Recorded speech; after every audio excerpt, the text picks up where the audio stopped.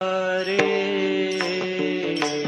जय राम कृष्ण हरे हरि जय राम कृष्ण हरे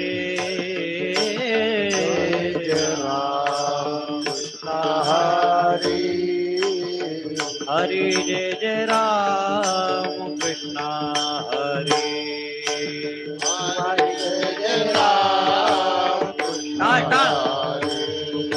हरि जय जय राम कृष्ण हरे हरि जय जय राम कृष्ण हरे हरि जय जय राम कृष्ण हरे हरि हरि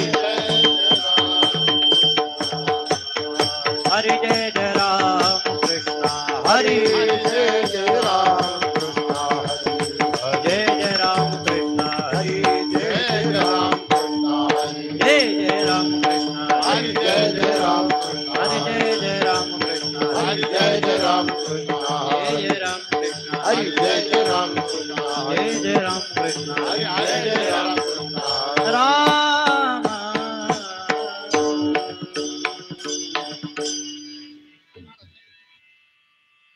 सुंदर ते ध्यान उभे विटेवरे सुंदर ते ध्यान उभे विटेवरे सुंदर ते ध्यान उभे विटेवरे सुंदर ते ध्यान उभे विटेवरे करपटावरी ठेवोनिया करपटावरी ठेवोनिया करपटावरी ठेवोनिया तुळसी हार गळा कासे पितांबर तुळसी हार गळा कासे पितांबर तुळसी हार गळा कासे पितांबर तुळसी हार गळा कासे पितांबर आवडे निरंतर हेची ध्यान आवडे निरंतर हेची ध्यान आवडे निरंतर हेची ध्यान मकर कुंडले तळपटी श्रवणे मकर कुंडले तळपटी श्रवणे मकर कुंडले तळपटी श्रवणे मकर कुंडले तळपटी श्रवणे कंठे कौस्तुभ मनी विराजित कंठे कौस्तुभ मनी विराजित कंठे कौस्तुभ मनी विराजित तुळसी हार गळा कासे पितांबर तुळसी हार गळा कासे पितांबर तुळसी हार गळा कासे पितांबर तुळसी हार गळा कासे पितांबर आवडे निरंतर हेची ध्यान आवडे निरंतर हेची ध्यान आवडे निरंतर हेची ध्यान तुका म्हणे माझे तुका म्हणे माझे हेची सर्व सुख तुका म्हणे माझे तुका म्हणे माझे तुका म्हणे माझे हेची सर्व सुख तुका म्हणे माझे पाहिन श्रीमुख आवडीने पाहिन श्रीमुख आवडीने पाहिन श्रीमुख आवडीने पाहिन श्रीमुख आवडीने आवडीने तुळसी हार गळा तुळसी हार गळा कासे पितांबर तुळसी हार गळा तुळसी हार गळा तुळसी हार गळा कासे पितांबर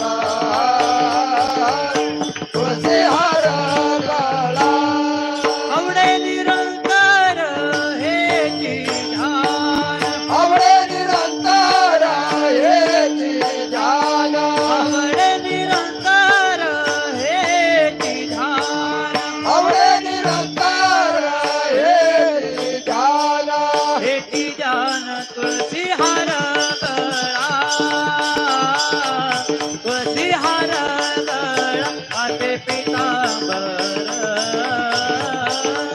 तुळसी हार गळा तुळसी हार तुळसी हार गळा कासे पितांबर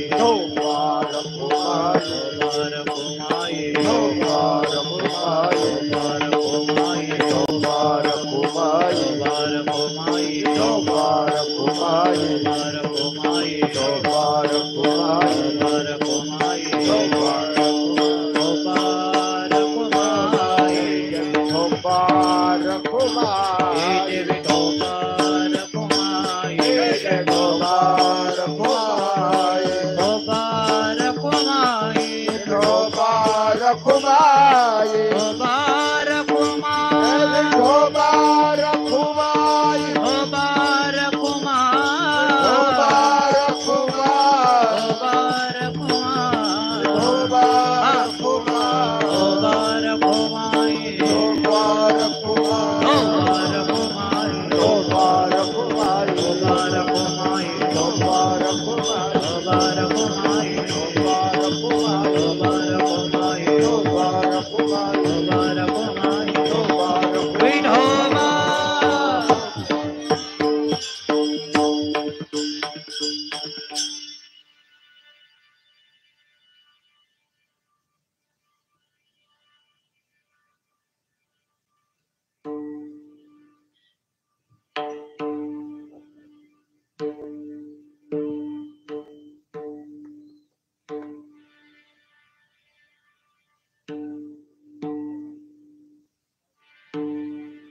राम कृष्ण हरे जय जय राम कृष्ण हरे जय जय राम कृष्ण हरे हरे जय जय राम कृष्ण हरे हरि जय जय राम कृष्ण हरे जय जय राम कृष्ण हरे हरि जय जय राम कृष्ण हरे जय जय राम हरि जय जय राम कृष्ण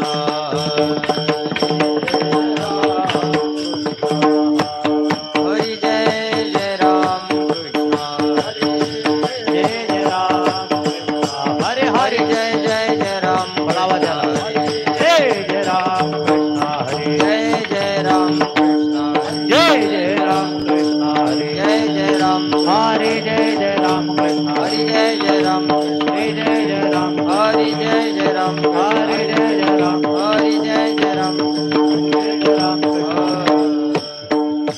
राम जय जय राम रूप पातालोचनी सुखदाने ओ साधनी सुखदाने ओ साधनी सुखदाने ओ साधनी रूप पातालोचनी सुखदाने ओ साधनी सुखदाने ओ साधनी सुखदाने ओ साधनी रूप पाहता लोचनी सुख झाले ओ साधनी सुख झाले ओ साधनी सुख झाले ओ साधनी रूप पाहता लोचनी सुख झाले ओ साधनी सुख झाले ओ साधनी सुख झाले ओ साधनी तुहा विठ्ठल बरवा तुहा माधव बरवा तुहा माधव बरवा तुहा माधव बरवा तुहा विठ्ठल बरवा तुहा माधव बरवा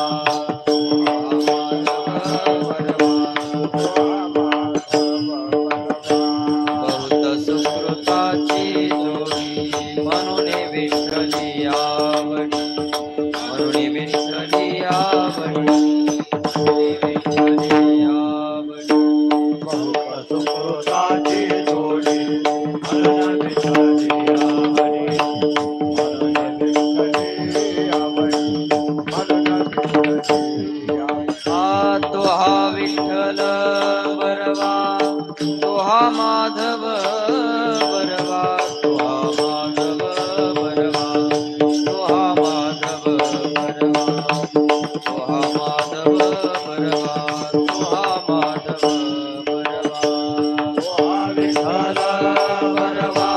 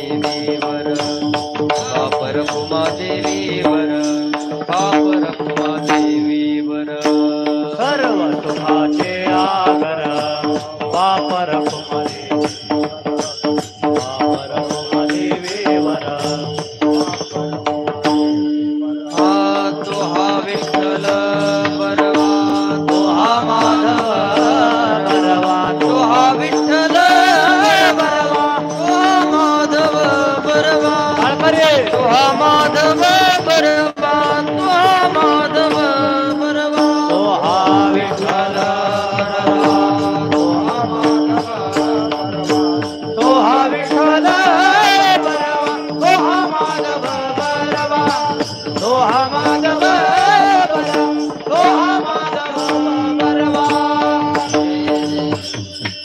हरी जय जय राम कृष्ण हरी जय जय राम कृष्ण हरी जय जय राम कृष्ण जय जय राम कृष्ण जय जय राम कृष्ण जय जय राम कृष्ण जय राम कृष्ण हरे जय राम कृष्ण जय जय राम कृष्ण जय जय राम कृष्ण जय जय राम कृष्ण जय जय राम कृष्ण जय जय राम कृष्ण जय जय राम कृष्ण हरि जय जय राम कृष्ण हरि जय राम कृष्ण हरि जय जय राम कृष्ण हरि जय जय राम कृष्ण राम कृष्ण हरि जय जय राम जय जय राम. संत संगतीचे काय सांगू संत संगतीचे काय सांगू संत संगतीचे काय सांगू संत संगतीचे काय सांगू आपणा पारिखे नाही देते आपणा पारिखे नाही देते आपणा पारिखे नाही देते संत संगतीचे काय सांगू संत संगतीचे काय सांगू संत संगतीचे काय सांगू संत संगतीचे काय सांगू आपणा पारिखे नाही देते आपणा पारिखे नाही देते आपणा पारिखे नाही देते साधू थोर जाणा साधू थोर जाणा साधू थोर जाणा साधू थोर जाणा साधू थोर जाणा साधू थोर साधू थोर जाणा साधू थोर जाणा साधू थोर जाणा कलियुगी साधू थोर जाणा कलियुगी साधू थोर जाणा कलियुगी इहलोकी तुझी सर्वभूती इहलोकी तुझी सर्वभूती इहलोकी तुझी सर्वभूती इहलोकी तुझी सर्वभूती शरीराचा भ्रमणे शरीराचा भ्रमणे शरीराचा भ्रमणे साधू थोर जाणा साधू थोर जाणा थोर जाणा साधू थोर जाणा साधू थोर जाणा साधू थोर जाणा साधू थोर जाणा साधू थोर जाणा थोर जाणा कलियुगी साधू थोर जाणा कलियुगी साधू थोर जाणा कलियुगी नाम म्हणी गाय तुझ एक सार नाम म्हणी गाय तुझ एक सार नाम म्हणी गाय तुझ एक सार नाम म्हणी गाय तुझ एक सार साधू निरंतर वर्षे तैसा साधू निरंतर वर्षे तैसा साधू निरंतर वर्षे तैसा नाम म्हणी गाय तुझ एक सार नाम म्हणी गाय तुझ एक सार नाम म्हणी गाय तुझ एक सार नाम म्हणी गाय तुझ एक सार साधू निरंतर वर्षे तैसा साधू निरंतर वर्षे तैसा साधू निरंतर वर्षे साधू थोर जाणा साधू थोर जाणा साधू थोर जाणा थोर जाणा साधू थोर जाणा थोर जाणा साधू थोर जाणा थोर जाणा कलियुगी साधू थोर जाणा कलियुगी साधू थोर जाणा कलियुगी विठोबार कुमार जय जय विठोबार कुमार विठोबार कुमार विठोबार कुमार हरि हरि हरि विठोबार कुमार विठोबार कुमार विठोबार कुमार विठोबार कुमार विठोबार कुमार विठोबार कुमार विठोबार कुमार विठोबार कुमार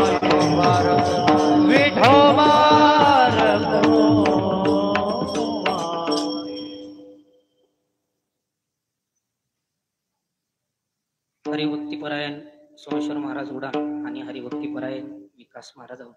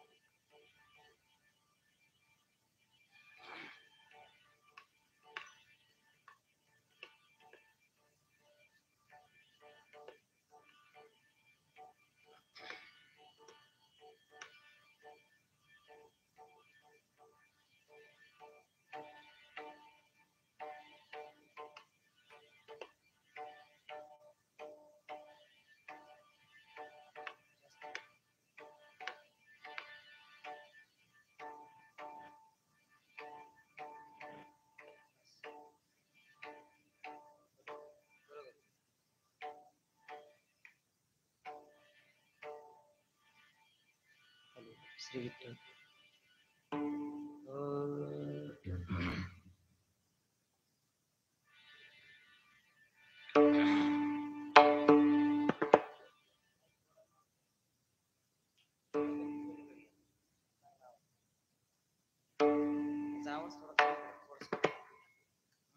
सारखी झाली ना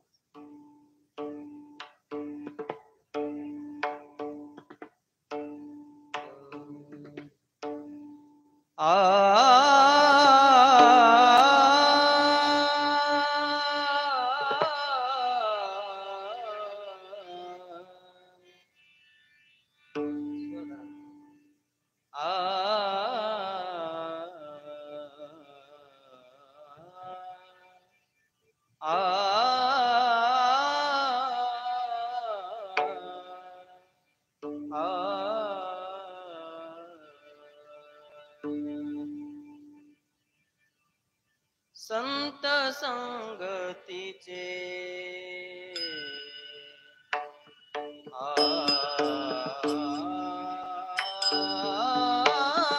संत संगतीचे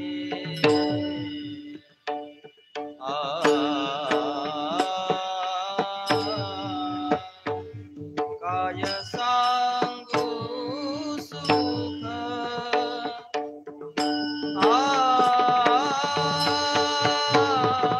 संत संगतीचे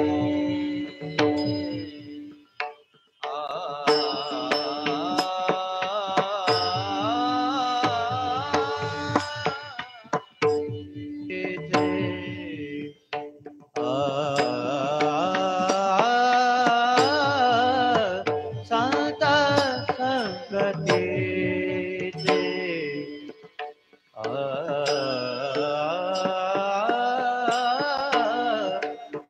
काय सांगू सुख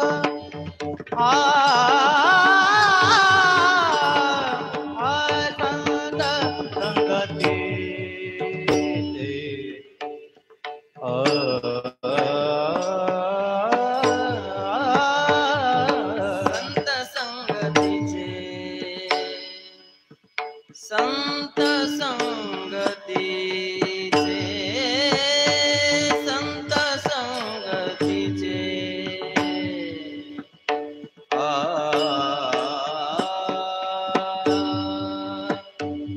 काय सांगू सुख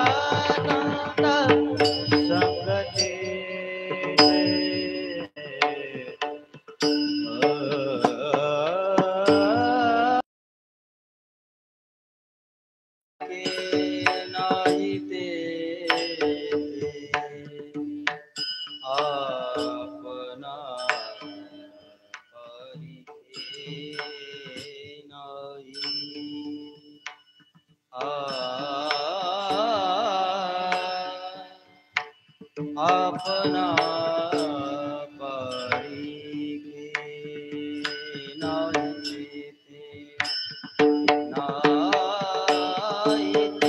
ते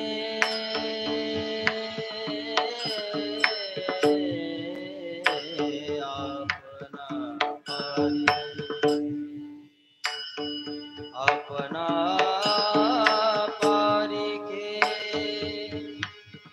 नाही देते साधू थोर जाना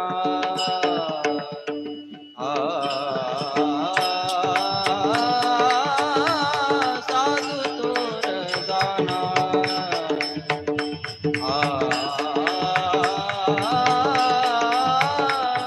साधू थोर जाना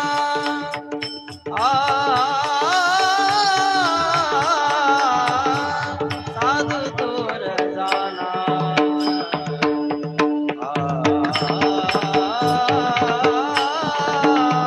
अपना पारिखे नाही देते अपना पारिखे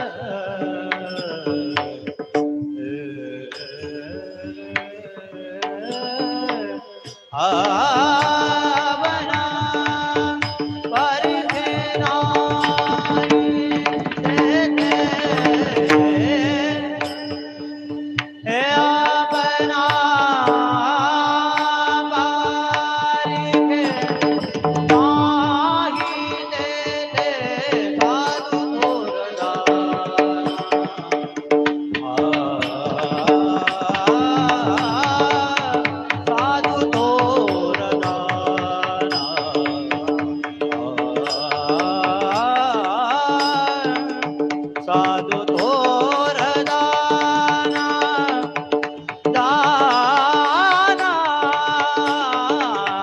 साधु थोर दाना साधु थोर दाना साधू थोर जाना कलियुगी साधू थोर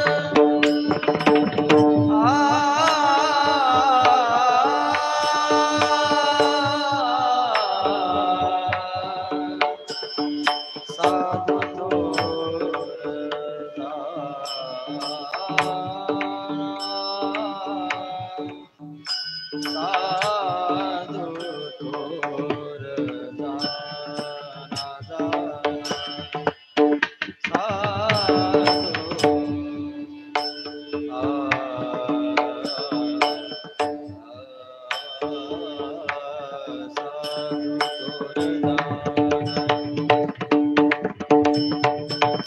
साधू थोर साधू थोर दाना साधू थोर दाना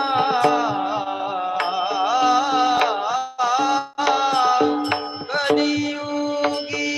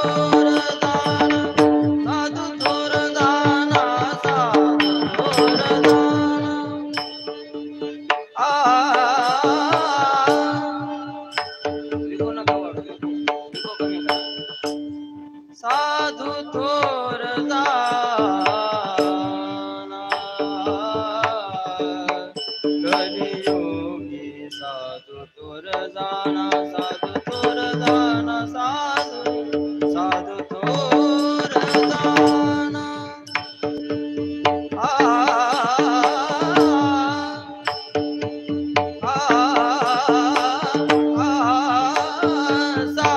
साधू थोर जाना कली साधू थोर जाना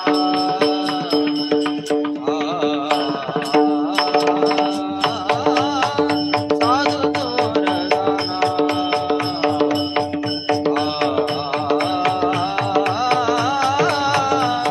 साधू थोर जाना साधू थोर जाना साधू थोर साधू थोर जाना कलियुगे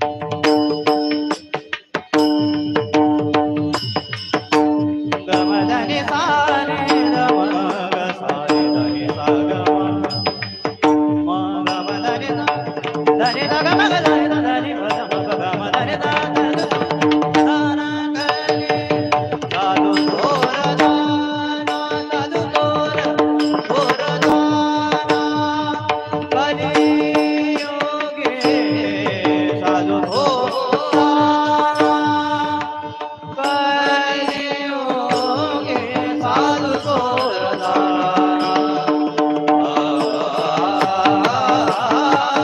साधू थोर जाना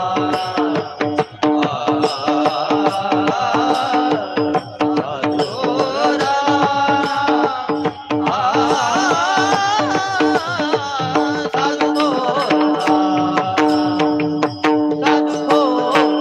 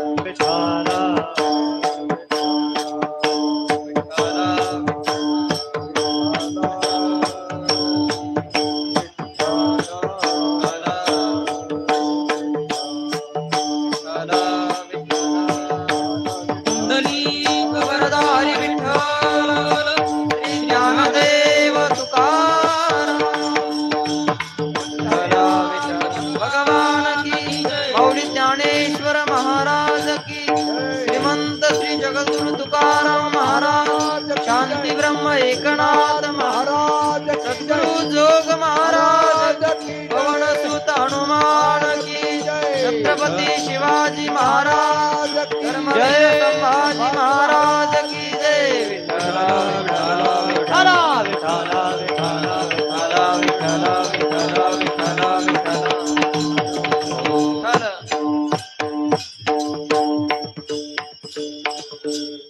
संत संगतीचे काय सांगू सुख संत संगतीचे काय सांगू सुख आपणा पारिखे नाही तेथे साधू थोर जाना साधू थोर जाना साधू थोर जाना कलियुगी इहलोकितोची सर्वभूती सम इहलोकितोची सर्वभूती सम शरीराचा भ्रम नेने कदा साधू थोर जाना साधू थोर जाना साधू थोर जाना कलियुगी नामा म्हणे गाय दूध एक सार नामा म्हणे गाय दूध एक सार साधू निरंतर वर्ते तैसा साधू थोर जाना साधू थोर जाना साधू थोर जाना कलियुगी पांडुरंगा करो प्रथम नमन करो प्रथम नमः पांडुरंगा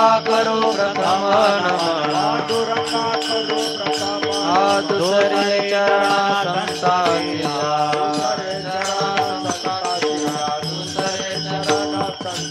त्यांच्या कृपादाने कथेचा विस्तार त्यांच्या कृपादाने कथेचा विस्तार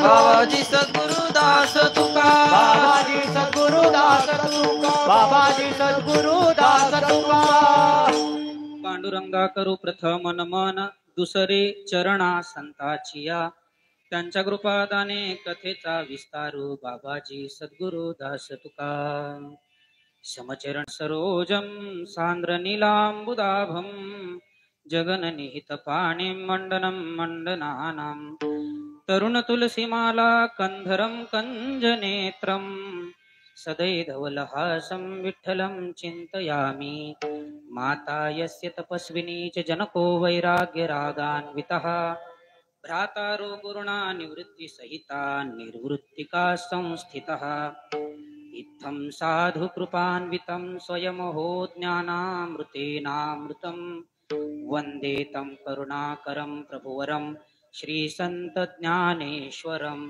ओम नमो ज्ञानेश्वरा ओम नमो ज्ञानेश्वरा ओम नमो ज्ञानेश्वरा ज्ञानेश्वरा ओम नमो ज्ञानेश्वरा करुणा करा दया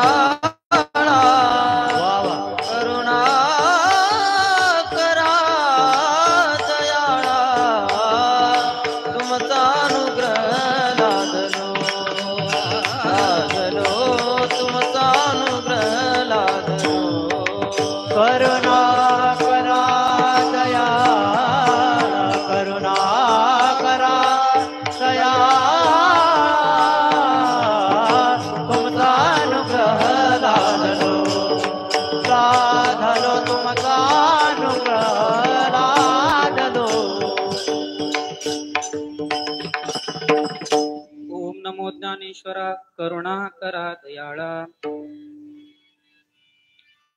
विठ्ठल विठ्ठल विठ्ठल विठ्ठल संत संगतीचे काय सांगू सुख आपणा पारिखे नाही तेथे साधू थोर जाना साधू थोर जाना साधू थोर जाना कलियुगी प्रस्तुत प्राप्त प्रसंगी संप्राप्त सेवेसाठी निवडलेला अभंग पंढरीश पांडुरंग परमात्म्याचे लढिवाळ भक्त सगळ्यात लाडके भक्त असणारे नामदेवराय आणि नामदेवरायांचा म्हणजे नामदेव महाराज संतांचं वर्णन करणारा संतांचं महिमा वर्णन करणारा असा हा अभंग आहे विठ्ठल विठ्ठल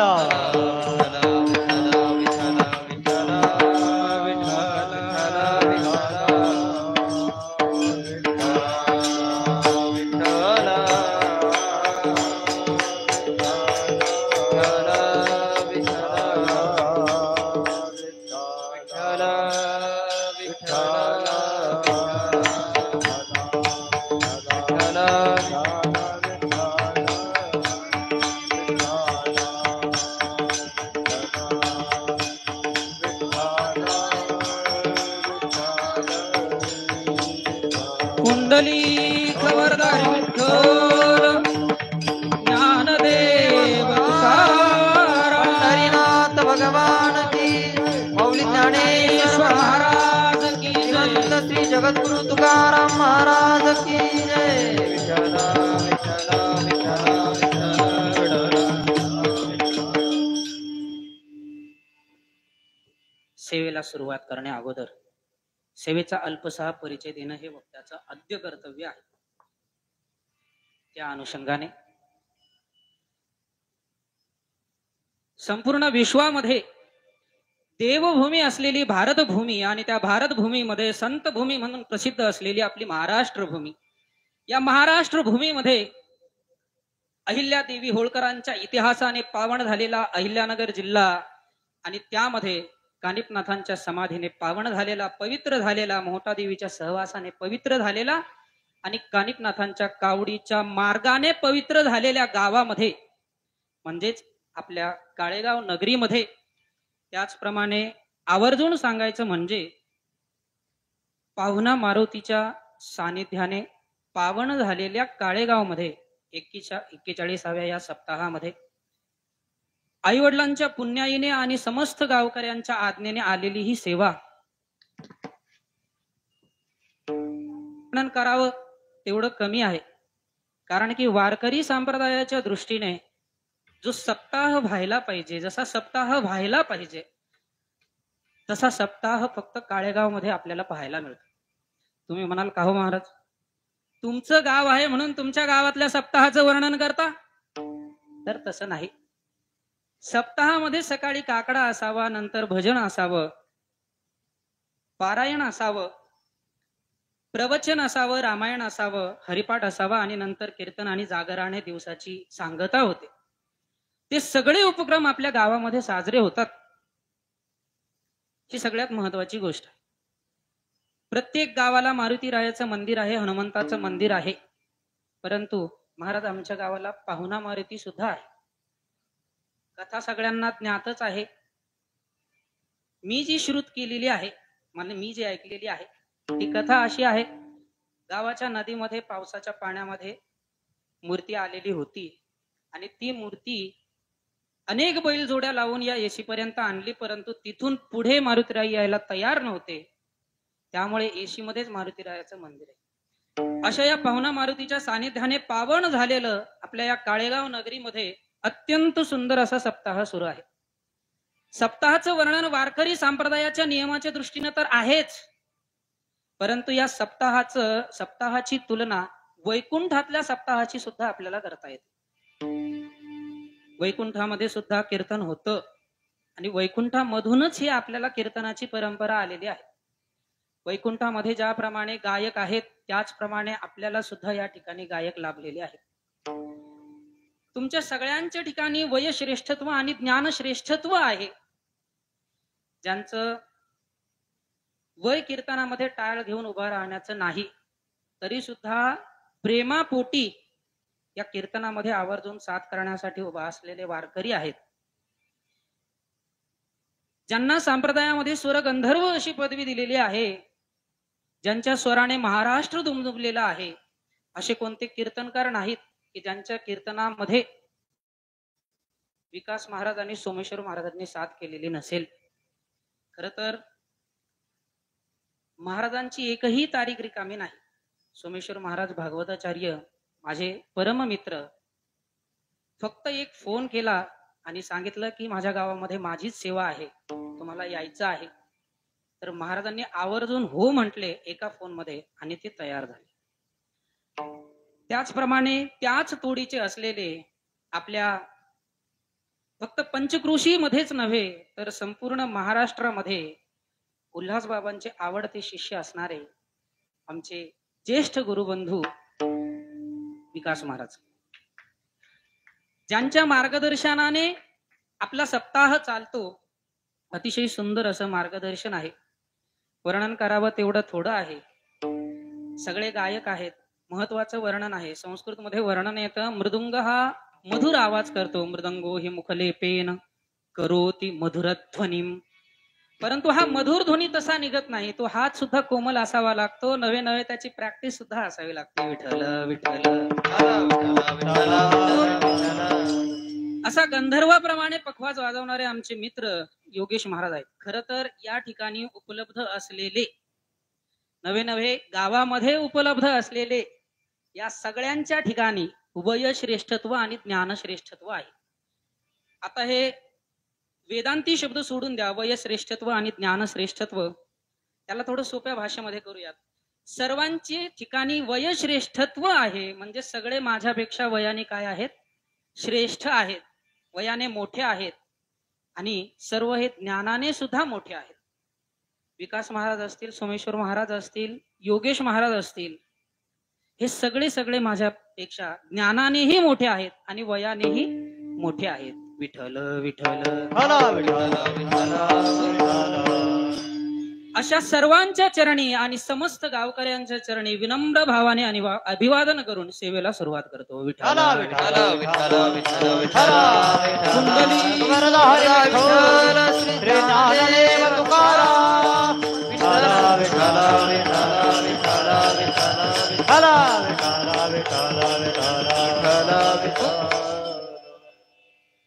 या मानव जातीचं जर आपण निरीक्षण केलं तर आपल्या लक्षात येईल समस्त जीवाची धाव ही सुखाच्या दिशेने आहे. तुम्ही म्हणाल का हो महाराज, तुम्ही म्हणता आमची धाव सुखाच्या दिशेने आहे, परंतु नाही.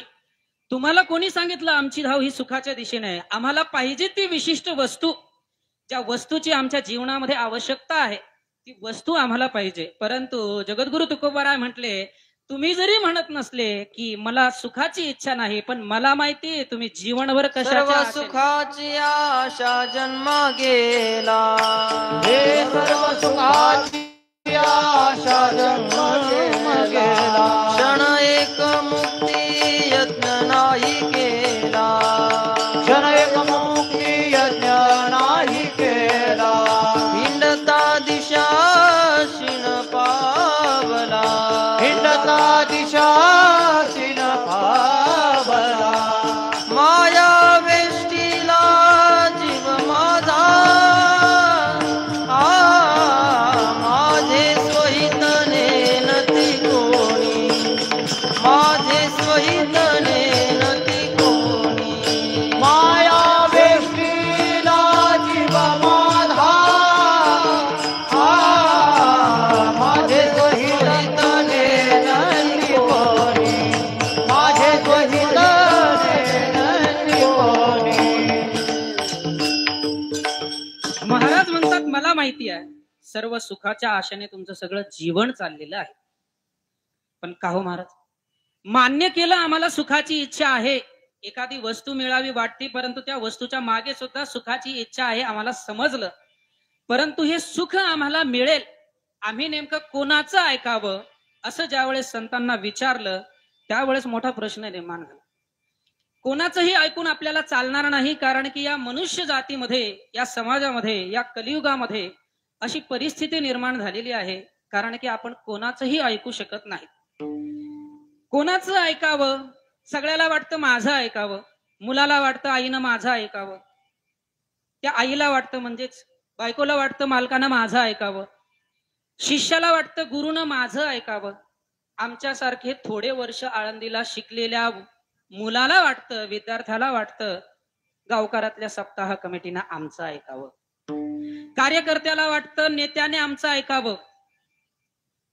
का हो महाराज, हे तर सगळं उलटच सांगायला लागले. अहो हे उलटच आहे असं मी नाही म्हणत. ज्ञानोबारायांना विचारलं, का हो ज्ञानोबाराय, हे असं उलट आहे का? ज्ञानोबाराय ज्ञानेश्वरीमध्ये म्हणतात, अहा कटा हे ओखटे मृत्यू लोकीचे उफराटे. उफराटे म्हणजे उलटे. ह्या मृत्यू लोकीचं, ह्या कलियुगाचं असंच लक्षण आहे की या ठिकाणी सगळं उलट आहे. शिष्याला वाटतं गुरुनं माझं ऐकावं, पण नेमकं ऐकावं कोणी कुणाचं? सगळ्याला वाटतं माझं ऐकावं, मोठ्याने माझं ऐकावं, विद्यार्थ्याला वाटतं शिक्षकाने माझं ऐकावं, पण कोणी ऐकावं? जगद्गुरु तुकोबारायांना विचारलं, का हो तुकोबाराय, आताच्या या समाजामध्ये परिस्थिती कशी निर्माण झाली? जगद्गुरु तुकोबाराय म्हणतात, आम्ही आदेश करायचा आणि तुम्ही ऐकायचं. तुका म्हणे, आम्ही करावे वचन, तुम्हाशी जतन करणे ते विठ्ठल विठ्ठल. विठ्ठल विठ्ठल विठ्ठल. समाजामध्ये अशी परिस्थिती निर्माण झाली. जगद्गुरु तुकोबाराय म्हणतात, आम्ही वचन करावं आणि तुम्हाला ते ऐकावं लागणार, अशी परिस्थिती, अशी मानसिकता सगळ्यांची निर्माण झालेली आहे. परंतु नेमकं ऐकायचं कोणाचं याचा निवाडा धर्मशास्त्राने केलेला आहे. जगद्गुरु तुकोबाराय म्हणतात, प्रमाण अप्रमाण दोहीचा निवाडा केला से उघडा श्रुती शास्त्री विठ्ठल विठ्ठल. प्रमाण व अप्रमाणाचा निवाडा हा श्रुती शास्त्राने केलेला आहे. प्रमाण म्हणजे कोणाचं ऐकावं, अप्रमाण म्हणजे कोणाचं न ऐकावं. श्रुती शास्त्राला विचारलं, का हो शास्त्रकार, सांगा आम्हाला आम्ही कोणाचं ऐकावं. शास्त्रकार म्हणतात, कोणाचं ऐकावं हे आपण नंतर पाहू, पहिल्यांदा कोणाचं ऐकायचं नाही ते आपण पाहू. संस्कृत मध्ये खूप सुंदर श्लोक आला, देवद्वेषी मिथ्याभाषी निराधारो अनुभवी नामनिंदकस्य वचनम प्रमाणम न मन्यते. पहिला सांगितला देवद्वेषी, जो देवाचा द्वेष करतो त्याचं ऐकायचं नाही. दुसरा सांगितला देवद्वेषी मिथ्याभाषी, खोटं बोलतो त्याचं ऐकायचं नाही. निराधारो अनुभवी, निराधारो म्हणजे ज्याला आधार नाही, ज्याच्या बोलण्याला काहीतरी प्रमाण नाही, आधार नाही, अशा व्यक्तीचं ऐकायचं नाही. नंतर सांगितलं ननुभवी, अनुभवी. संस्कृत मध्ये संधी झालेली आहे. अनुभवी म्हणजे ज्याला अनुभव नाही त्या गोष्टीचा, त्याचं ऐकायचं नाही. आणि शेवटी सांगितलं जो नामाची निंदा करतो, भगवंताच्या नामाची निंदा करतो, त्याचंही ऐकायचं नाही. विठ्ठल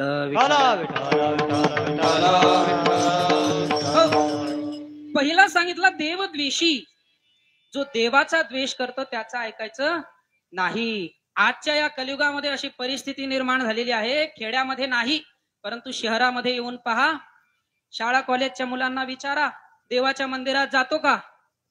कुठं आहे देव? आम्ही देवाला मानत नाही. अनेक पामर जन्माला आले की जे देवाला मानायला तयार नाही. परंतु तुकोबाराय म्हणतात, का हो तुम्ही देवाला मानत नाही म्हणजे नेमकं कोणाला मानत नाही? कारण की ही भारतभूमी देवभूमी आहे. या भारतामध्ये देव जन्माला आले म्हणजे देव एखादी मूर्ती नव्हे तर साक्षात निसर्गाला देव मानणारी ही भारत संस्कृती आहे. विठ्ठल विठ्ठल विठ्ठल विठ्ठल विठ्ठल. सांगा तुम्ही देव मानत नाही म्हणजे कोणाला देव मानत नाही? इथे झाडाला देवत्व आहे, इथे जनावराला देवत्व आहे, इथे नदीला देवत्व आहे, इथे डोंगराला देवत्व आहे, नव्हे नव्हे इथे माणसाला सुद्धा देवत्व आहे. पहिलं सांगितलं इथे झाडाला देवत्व आहे. किती झाडं सांगावेत? श्रीमद भगवद्गीतेमध्ये श्रीकृष्ण वर्णन करतात, अश्वत्थ सर्व वृक्षाणाम.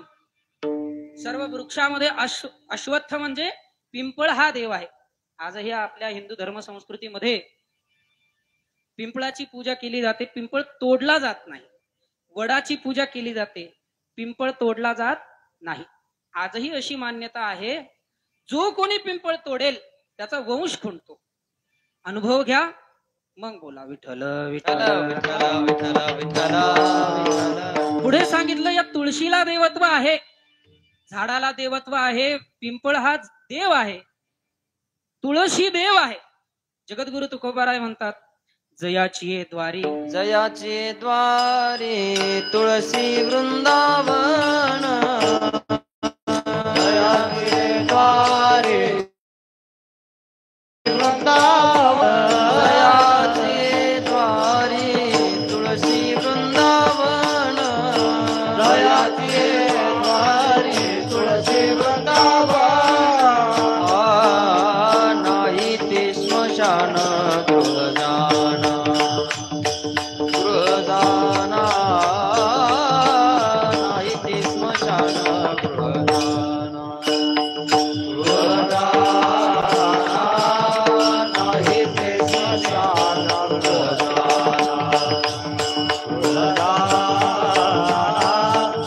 नाही ते स्मशान गृहदान. जयाची द्वारी तुळसी वृंदावन, नाही ते स्मशान गृहदान, नाही ते स्मशान गृहदान. जयाची द्वारे तुळसी वृंदावन, नाही ते स्मशान गृहदान.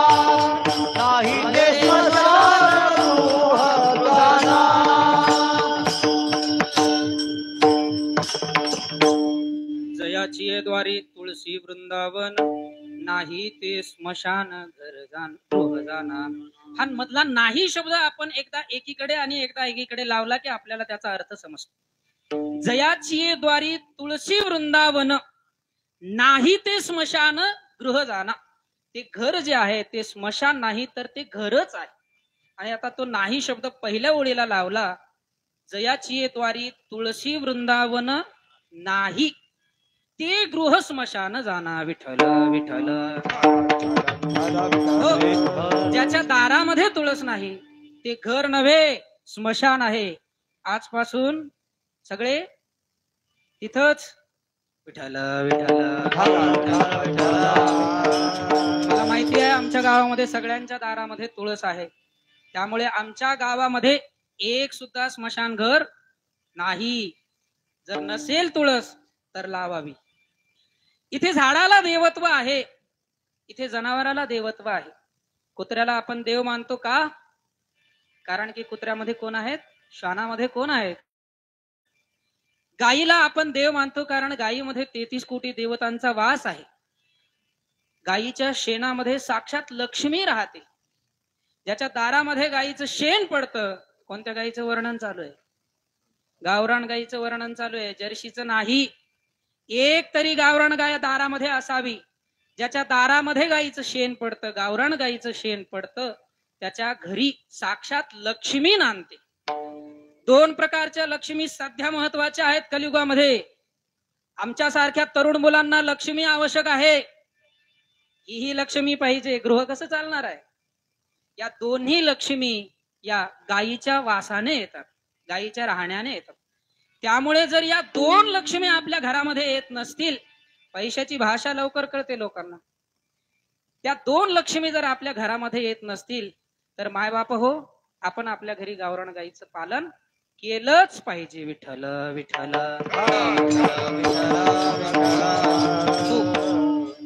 एखाद्याच्या संपत्तीचं वर्णन कीर्तनामध्ये करू नये, परंतु तो जर सत्संग असेल, तो जर गृहस्थ असेल तर त्याच्या संपत्तीचं परमार्थाच्या दृष्टीने वर्णन केलं तर चालतं. सोमेश्वर महाराजांनी आज प्रवचन केलं आणि प्रवचनामध्ये त्यांनी एका पुण्याच्या धनवान माणसाचं वर्णन केलं. गावरान गायीचा विषय आला म्हणून आपल्याला सांगायचं आहे.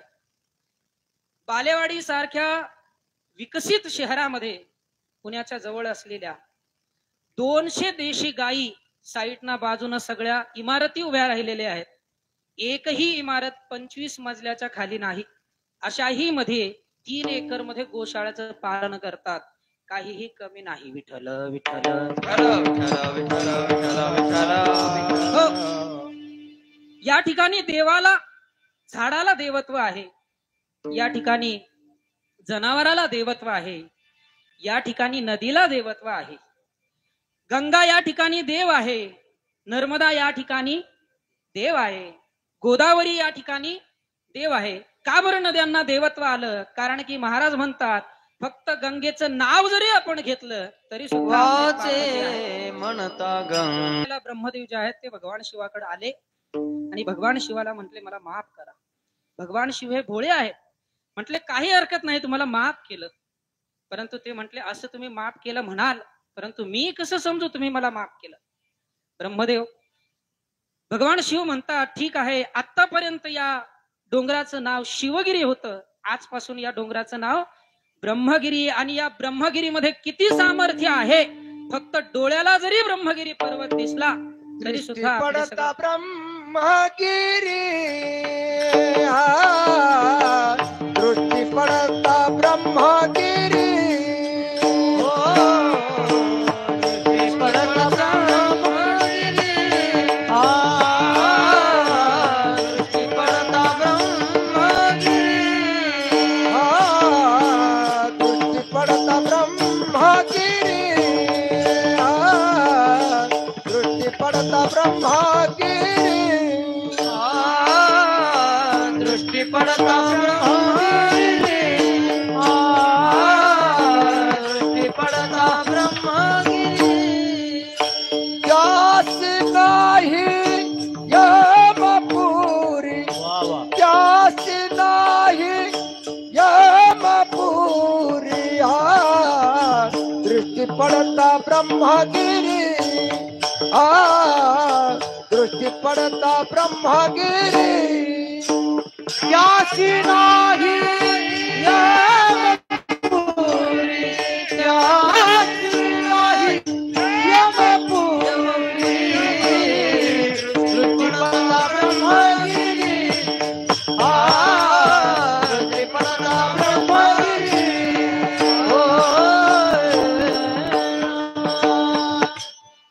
दृष्टी पडता ब्रह्मगिरी त्यासी नाही यमपुरी विठ्ठल विठ्ठल. फक्त डोळ्याने जरी ब्रह्मगिरीचं दर्शन घेतलं, कधी आपण त्र्यंबकेश्वरला यात्रेसाठी गेलो नाशिक त्र्यंबकेश्वरला आणि भगवान शिवाचं दर्शन झालं नाही, तर ब्रह्मगिरीचं जरी दर्शन झालं तर तोच लाभ आपल्याला मिळणार आहे. त्यामुळे दृष्टी पडता ब्रह्मगिरी. या ठिकाणी झाडाला देवत्व आहे, या ठिकाणी प्राण्याला देवत्व आहे, या ठिकाणी नदीला देवत्व आहे, या ठिकाणी डोंगराला देवत्व आहे, नव्हे नव्हे या ठिकाणी माणसाला देवत्व आहे. प्रत्येक गावामध्ये एक तरी माणूस असा असतो तो देव माणूस म्हणून गणला जातो. का हो, तो माणूस कसा आहे? तो माणूस देव माणूस आहे. जगद्गुरु तुकोबारायांना विचारलं तर जगद्गुरु तुकोबाराय म्हणतात, तुका म्हणे सांगू किती, तोच भगवंताची मूर्ती, तोच भगवंताची मूर्ती आहे, देवाचं स्वरूप तोच आहे. दया करणे जे पुत्रासी, दया करणे जे पुत्रासी, तेची दासाने दासी, तेची दासाने दासी, तुका म्हणे सांगू किती, तुका म्हणे सांगू किती, त्याची भगवंताच्या मूर्ती जे का रंजले गांजले, त्याची म्हणे तोची साधू ओळखावा, देवतेचे रंजले गांजले, त्याची म्हणे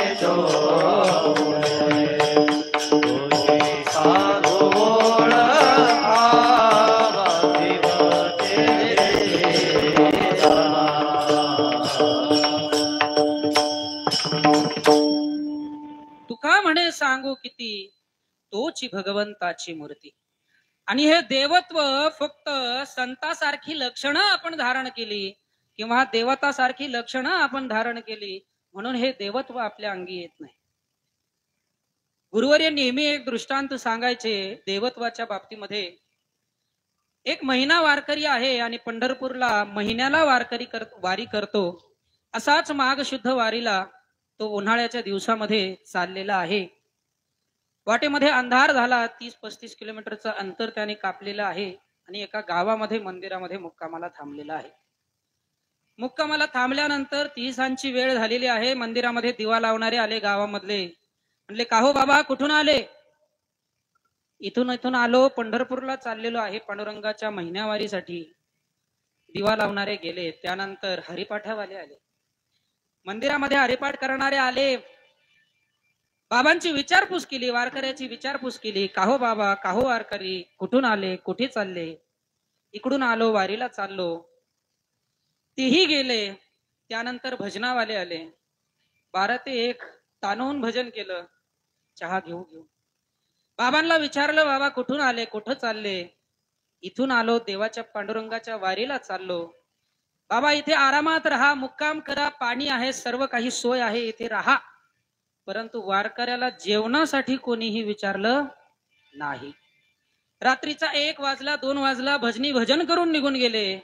एक पिणारा माणूस त्या ठिकाणी आला. रात्रीचा टल झालेला पिणारा माणूस त्या ठिकाणी आला. वारकऱ्याला बघितलं. जे माणसं पितात त्यांच्यासारखी दया मला आतापर्यंत कोणामध्ये दिसली नाही. म्हणजे पेनाला सपोर्ट करतो असं नाही, नाहीतर उद्यापासून सुरू करा असं नाही. आपल्याला सांगायचंय देव माणूस. तो आला, वारकऱ्याजवळ आला. का हो बाबा, कुठून आले? इथून आलो, पांडुरंगाच्या वारीला चाललो. जेवण केलं का? वारकरी ढसाढसा रडायला लागला. अहो, दिवाबत्ती करणारे आले, हरिपाठ करणारे आले, भजन करणारे आले, कोणीही जेवणासाठी विचारलं नाही आणि तू मला जेवणासाठी विचारतो? बाबा म्हणले नाही जेवलो. त्या माणसाने बाजूच्या हॉटेलमध्ये गेला, 4 वडापाव आणले आणि त्या बाबाला खाऊ घातले. आता तुम्ही सांगा, खरा देव माणूस कोण? देव माणूस ही बाह्य लक्षणाची वस्तू नाही, तर अंतकरणाची वस्तू आहे. जगद्गुरु तुकोबाराय म्हणतात, ते ओंगाळवाने भजन, भजन ते ओंगाळवाने. भजन ते ओंगाळवाने, नरका जाणे चुकेना, नरका जाणे चुकेना, नरका जाणे चुकेना. भजन ते ओंगाळवाने, नरका जाणे चुकेना, नरका जाणे चुकेना, नरका जाणे चुकेना. भजन ते ओंगाळवाने, नरका जाणे चुकेना, चुकेना. नरका जाणे चुकेना, नरका जाणे चुकेना. भजन ते ओंगाळवाने, नरका जाणे चुकेना, नरका जाणे चुकेना, नरका जाणे चुकेना. भजन ते ओंगाळवाने, नरका जाणे चुकेना. ते भजन ओंगाळवाने जर अंतकरणामध्ये दया नसेल, अंतकरण जर थोडंही पाझरत नसेल, तर त्या परमार्थाचा आणि त्या भजनाचा आणि त्या कीर्तनाचा काही उपयोग नाही. कीर्तन कशाला म्हणायचं याचं वर्णन आपण प्रत्येक कीर्तनामध्ये करत असतो. आज ते करणार नाही. फक्त कृष्ण विष्णू हरी गोविंद या नामाचे निखळ प्रबंध, माझी आत्मचर्चा विशद उदंड गाती. खरं भजन हे मनामध्ये नामस्मरण करणं सुद्धा भजन आहे, कीर्तन आहे. सांगायचं तात्पर्य आहे, या भारतभूमीमध्ये राहून जर तुम्ही देवाला मानत नसाल, तर त्या व्यक्तींना प्रश्न केला होता आपण की तुम्ही देवाला मानत नाही म्हणजे नेमकं कोणाला मानत नाही? या भारतभूमीमध्ये झाडाला देवत्व आहे, या भारतभूमीमध्ये जनावराला देवत्व आहे, या भारतभूमीमध्ये नदीला देवत्व आहे, या भारतभूमीमध्ये डोंगराला देवत्व आहे, या भारतभूमीमध्ये माणसाला देवत्व आहे. मग प्रश्न केला त्या नास्तिक माणसाला, का रे बाबा, नेमकं तू देव म्हणजे कोणाला मानत नाही? जर तू देव म्हणून झाडाला मानत नसतील तर श्वास घेणं बंद कर, कारण की ज्या झाडाला आम्ही देव मानतो तेच झाड आपल्याला ऑक्सिजन देतो. मग सांगा, तुम्ही देवत्व मानत नाही म्हणजे कोणाला मानत नाही? सांगायचं तात्पर्य आहे, जे देवाला मानत नाहीत त्याचं आपण ऐकायचं नाही. उपक्रम आणि उपसंहाराची एकता नेहमी लक्षात ठेवा. आपण कीर्तनाला सुरुवात केलेली आहे. सर्व लोकांची धाव ही सुखाच्या दृष्टीने आहे. संत आपल्याला सुखाचा मार्ग सांगतात, मग संतांचं का ऐकावं त्यामधून आपला विषय सुरू आहे. कोणाचं ऐकावं आणि कोणाचं ऐकू नये त्यामधला शेवटचं आपण पाहिलं. जे देवाला पहिलं आपण पाहिलं, जे देवाला मानत नाहीत त्यांचं आपण ऐकायचं नाही. त्यामध्ये माणसाला देवत्व आहे त्या ठिकाणी वर्णन करताना पाहिलं, जो देव माणूस आहे आणि त्या देव माणसाची लक्षणं आपण पाहिली. आज दुर्दैवाने समाजामध्ये अशी परिस्थिती निर्माण झाली, आम्हा महाराज लोकांनी देवाचं महत्व कमी केलं आणि फक्त आमचं महत्व, संताचं महत्व, गुरुचं महत्व केलं. संत हे महत्वाचे आहेतच, गुरु हे महत्वाचे आहेतच, पण शास्त्रकार सांगतात त्या गुरुचं सुद्धा वचन ऐकायचं नाही जर आपल्यापासून नारायण दूर होत असेल. न ऐकावे न मानावे तैसे गुरुचे वचन, जेने नारायण दुरावेल. जर नारायण आपल्यापासून दूर जात असेल तर त्या गुरुचं सुद्धा वचन ऐकायचं नाही. आमचे जन्मचे जन्म कितीतरी लोकांचे आळंदीमध्ये धर्मशाळाच्या फरशा पुसण्यामध्ये गेले हो. बरोबर आहे की नाही महाराज? वारीला आले, कार्तिकी वारीला आले, सेवा करा. काय सेवा करा? महाराजांचे कपडे धुवा, वाळत टाका, फरशी पुसा, पत्रवाळ्या उचला, वाढा, हे करा ते करा.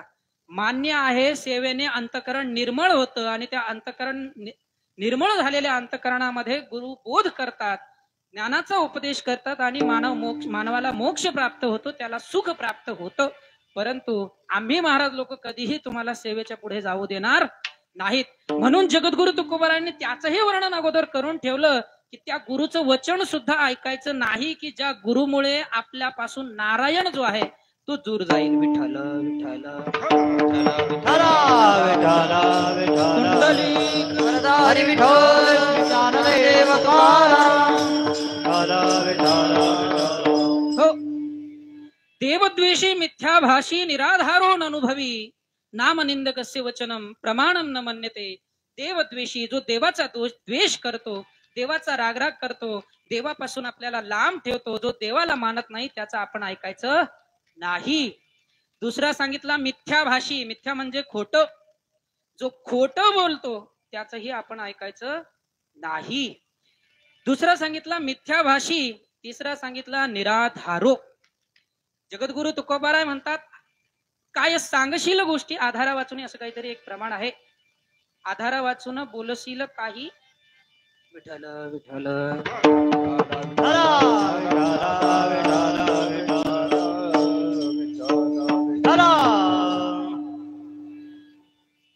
देवद्वेषी, मिथ्याभाषी, निराधारून अनुभवी. ज्याच्या बोलण्याला काही आधार नाही त्याचंही ऐकायचं नाही. एक जण म्हटला लग्नाला चला, लग्नाला चला. कोणाच्या लग्नाला चला? काय रे बाबा, कोणाच्या लग्नाचं आमंत्रण देतो? तो म्हटला मारुतरायाची मुलगी आणि भीष्माचार्याचा मुलगा आहे, लग्नाला चला. आता याला काही बोलण्याला आधार आहे? मारुतराया आणि भीष्माचार्य दोघेही ब्रह्मचारी आहेत, त्यांच्या मुलामुलीचं लग्न होणार कसं? जसं या बोलण्याला आधार नाही, तसं एखाद्याच्या बोलण्याला जर आधार नसेल तर त्याचंही बोलणं ऐकावं नाही. विठ्ठल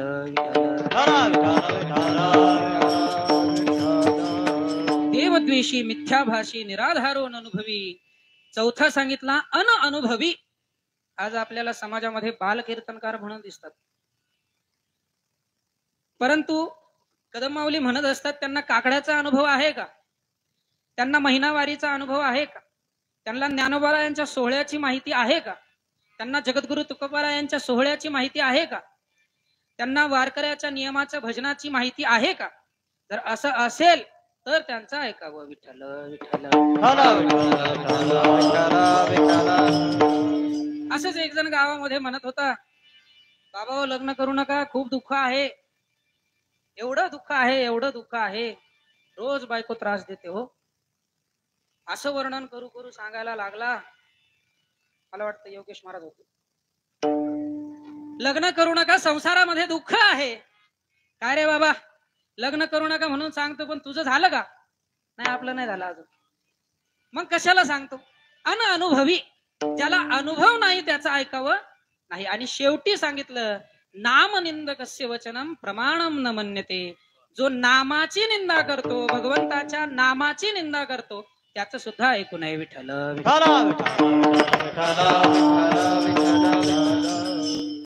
जगद्गुरु तुकोबाराय म्हणतात, दुरी अंतराला नामनिंदकासी जैसे गोचिडासी क्षीर. ज्याप्रमाणे गायीच्या कासेला लागलेला गोचिड हा एक त्वचेच्या पलीकडे दूध आहे, परंतु दूध पित नाही, रक्त पितो, त्याप्रमाणे जो नामाची निंदा करतो, भगवंताच्या नामाची निंदा करतो, तो सुद्धा भगवंतापासून दूर राहतो. आणि असा जो नामाची निंदा करतो त्याचंही आपण मागण्याचं नाही. विठ्ठल.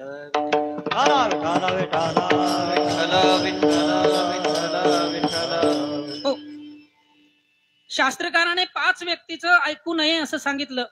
देवद्वेषी, मिथ्याभाषी, निराधारो ननुभवी, नामनिंदकस्य वचनम प्रमाणम न मन्यते. या 5 लोकांचं ऐकायचं नाही. शास्त्रकारांना विचारलं, का हो शास्त्रकार, तुम्ही म्हटले 5 लोकांचं ऐकायचं नाही, आम्हाला मान्य. या 5 लोकांचं आम्ही अजिबात ऐकणार नाही. पण नेमकं ऐकावं कोणाचं? तर त्याचेही 5 व्यक्ती सांगितले की या 5 लोकांचं आपण ऐकायचं. विठ्ठल संस्कृत मध्ये सुंदर श्लोक आला, अवंचको सत्यवादी देशभक्तश्च गुणवान. पहिला सांगितला अवंचक. अवंचक म्हणजे काय? जो कोणाच्याही 1-1.5 दमडीला लाजिनदार नाही, त्या व्यक्तीचं ऐकावं. जगद्गुरु तुकोबाराय त्याचं खूप छान वर्णन करतात.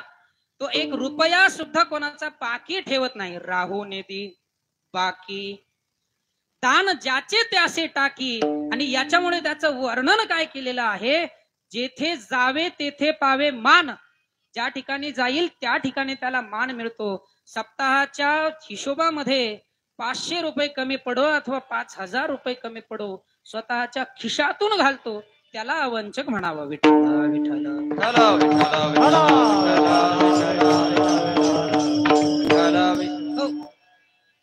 अवंचको सत्यवादी. देशभक्तश्च गुणवान, जो अवंचक आहे त्याचं ऐकावं, जो सत्यवादी आहे त्याचं ऐकावं, जो नेहमी खरं बोलतो त्याचं ऐकावं. महाभारतामध्ये वर्णन येतं, युधिष्ठिर जो आहे तो 5 पांडवांमध्ये सर्वात सत्यवादी होता.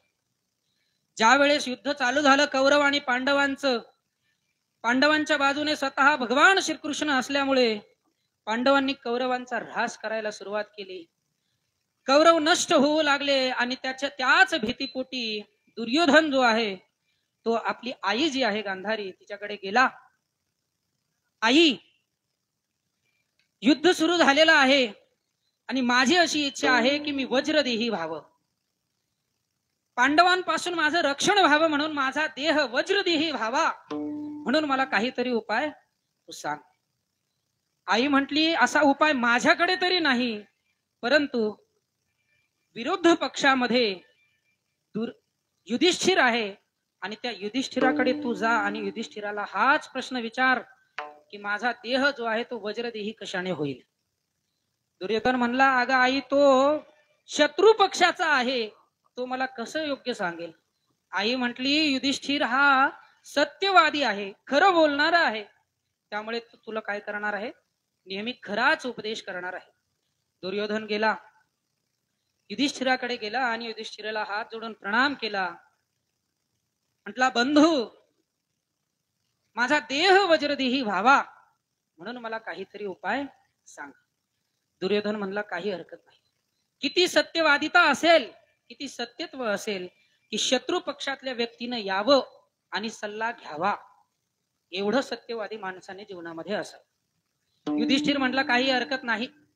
युधिष्ठिर म्हटला, तुझ्या आई समोर तू नग्न अवस्थेमध्ये जा, निर्वस्त्र जा, काहीही कापड शरीरावरती धारण करू नको, आणि आईनं जी पट्टी डोळ्यावरती बांधलेली आहे, पतीला दृष्टी नाही म्हणून पत्नीनं आपल्या डोळ्यावरती पट्टी बांधलेली आहे. आज पतीला न आवडणारी भाजी खातात महिला. विठ्ठल विठ्ठल विठ्ठल विठ्ठल हो, पुरुष माळकरी आहे आणि पुरुषाला न आवडणारी भाजी घरामध्ये महिलेने करावी, परंतु ती गांधारी होती.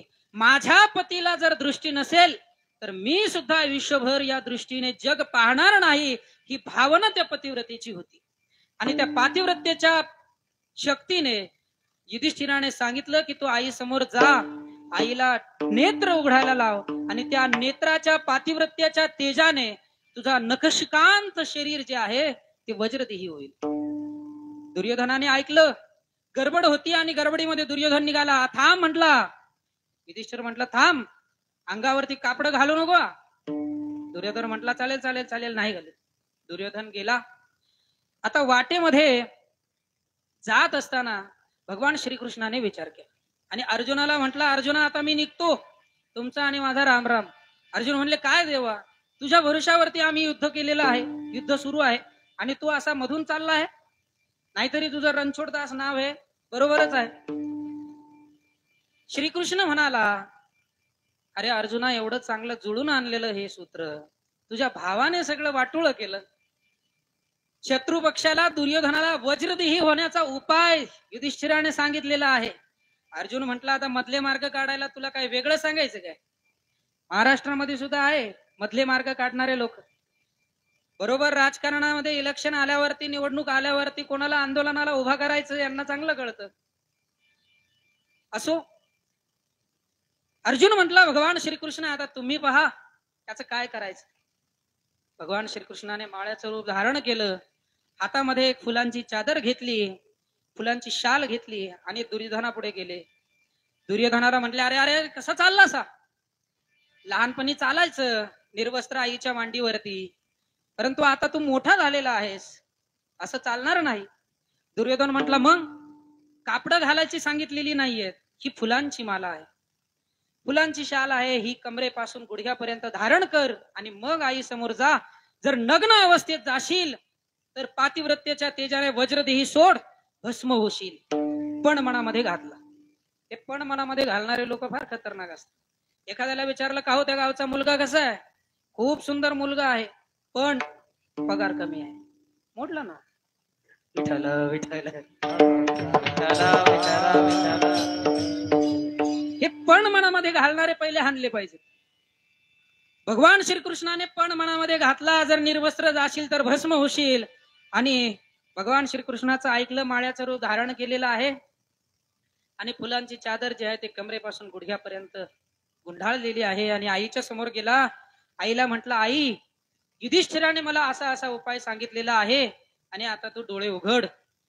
बघा, पुत्रप्रेम काय म्हणायचं याच्यापेक्षा मोठं उदाहरण आपल्याला सापडत नाही. विठ्ठल विठ्ठल आपल्या पतीला दृष्टी नाही म्हणून जन्मभर डोळे बांधून ठेवणारी गांधारी पुत्रप्रेमापुढे डोळे उघडायला तयार झाली आणि पुत्राला नग्न अवस्थेमध्ये बघायला तयार झाली. गांधारीनं प्रश्न केला, ठीक आहे दुर्योधना, परंतु जसं युधिष्ठिराने सांगितलं तसं तू आलास का? तो म्हटला, हो आई, अगदी तसाच आलेलो आहे. आणि गांधारीनं डोळे उघडले आणि नखापासून डोक्याच्या शिखेपर्यंत, शेंडीपर्यंत दुर्योधनाला पाहिलं आणि दुर्योधनाला म्हटले, दुर्योधना, घात झाला. कसा घात झाला? युधिष्ठिराने काय सांगितलं होतं? युधिष्ठिराने काहीही कापड घालायची सांगितलेली नव्हती. आणि ही माळ कशी घातली?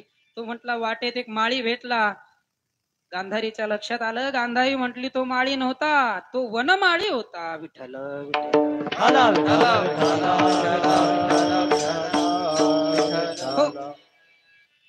अवंचक, जो अवंचक आहे त्याचं ऐकावं, जो सत्यवादी आहे त्याचं ऐकावं. तिसरा सांगितला, देशभक्तश्च गुणवान, जो देशावरती प्रेम करतो, जो देशभक्त आहे त्याचं ऐकावं. देशभक्तीचं वर्णन करताना देशभक्त म्हणावं कोणाला, याचं वर्णन करताना देशभक्त म्हणावं स्वातंत्र्यवीर सावरकरांना, देशभक्त म्हणावं चंद्रशेखर आझादांना, देशभक्त म्हणावं भगतसिंग, सुखदेव, राजगुरूंना. अहो मला सांगा, आज या भारत देशामध्ये स्वातंत्र्याच्या काळामध्ये गांधी नावाचा एक तरी मनुष्य, एक तरी स्वातंत्र्यवीर सैनिक आपल्याला दाखवून द्या की जो फासावरती गेलेला आहे. मग आपण मान्य करू की या भारत देशाला फक्त एका परिवाराने स्वातंत्र्य मिळवून दिलेलं आहे.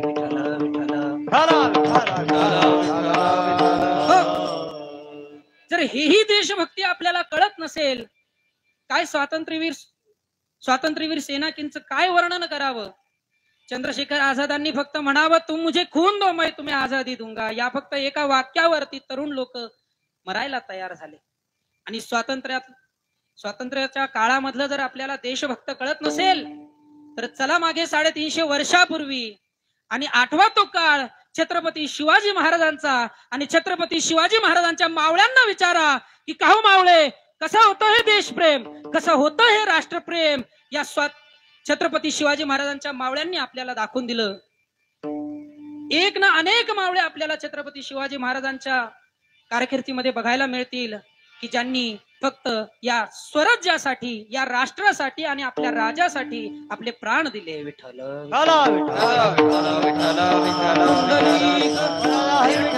श्री ज्ञानदेव पंढरीनाथ भगवान, छत्रपती शिवाजी महाराज, धर्मवीर संभाजी महाराज. छत्रपती शिवाजी महाराजांच्या एका मावळ्याचं वर्णन आपण करून पुढे जाणार आहोत. हे राष्ट्रप्रेम काय असतं, देशभक्ती काय असती आणि स्वराज्यावरती मावळ्यांचं प्रेम किती होतं याच्या संदर्भामध्ये अनेक मावळ्यांच्या कथा आपल्याला सांगता येतील. कथा नव्हे, इतिहास आपल्याला सांगता येईल. त्यामध्ये सर्वात महत्वाची, नवे सगळेच महत्वाचे आहेत, परंतु एक नाव प्रामुख्याने येतं, ज्यांना स्वतः छत्रपती शिवाजी राजांनी प्रतापराव गुजर ही पदवी स्वतः प्रदान केली होती. स्वराज्याचं कामकाज सुंदर पद्धतीने चालू आहे.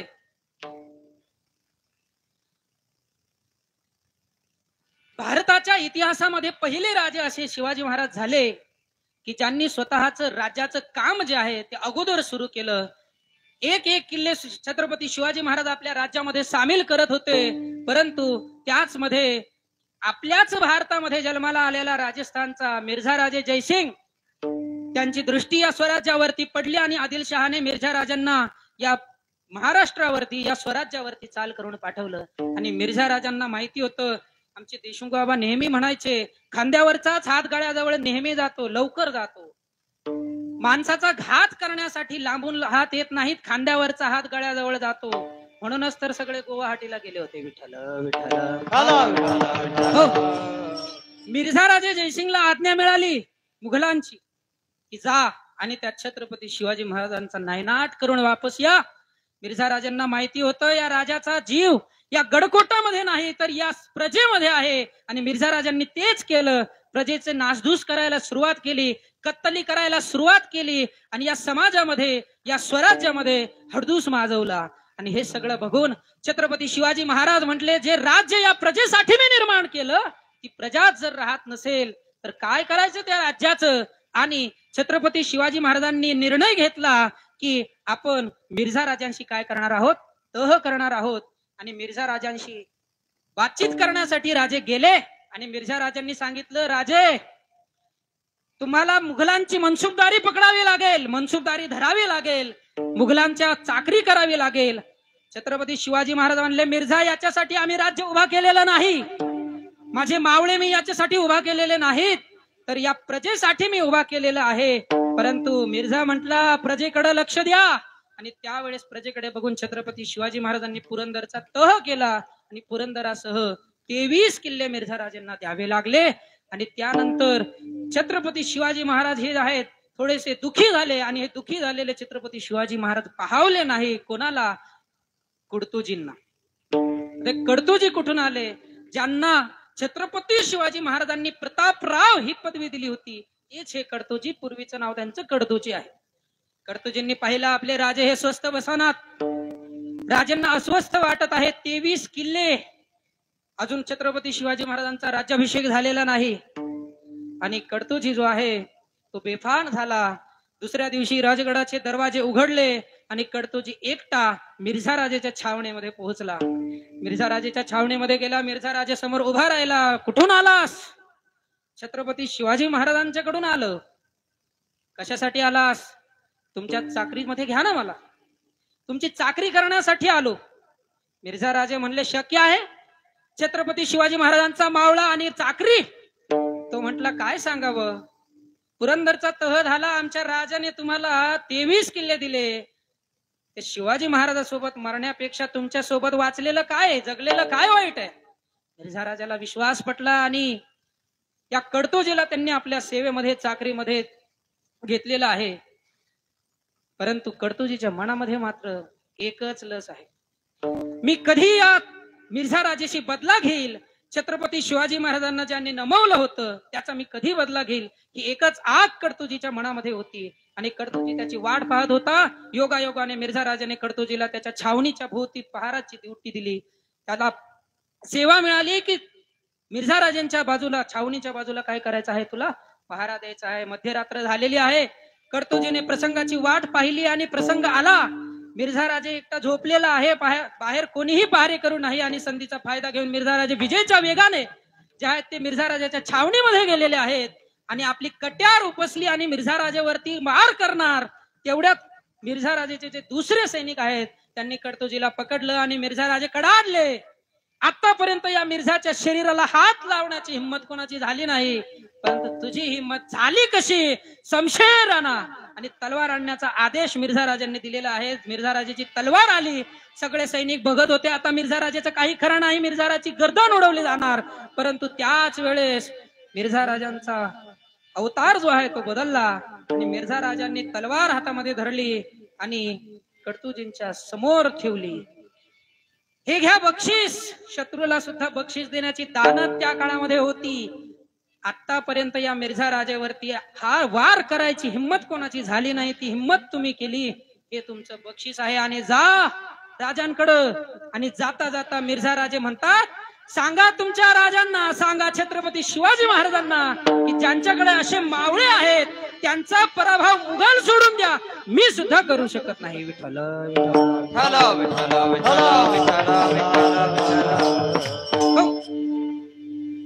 तीच तलवार घेऊन छत्रपती शिवाजी महाराजांकडे कडतोजी आलेले आहेत. छत्रपती शिवाजी महाराजांना पराक्रम कळाला आणि छत्रपती शिवाजी महाराज म्हणले, वा कडतोजी, काय तुम्ही कामगिरी केलेली आहे आणि याबद्दलच तुम्हाला मी जो आहे तो आजपासून तुमचं नाव कडतोजी नव्हे तर तुमचं नाव होणार प्रतापराव. आणि तेव्हापासून याच कडतोजीचं नाव प्रतापराव गुजर असं झालं. स्वराज्याची सेवा करता करता या कडतोजीनं आपलं आयुष्य वेचत असताना आदिलशहा जे आहेत मुघलांनी अनेक फौजा या स्वराज्यावरती चालून पाठवलेल्या आहेत.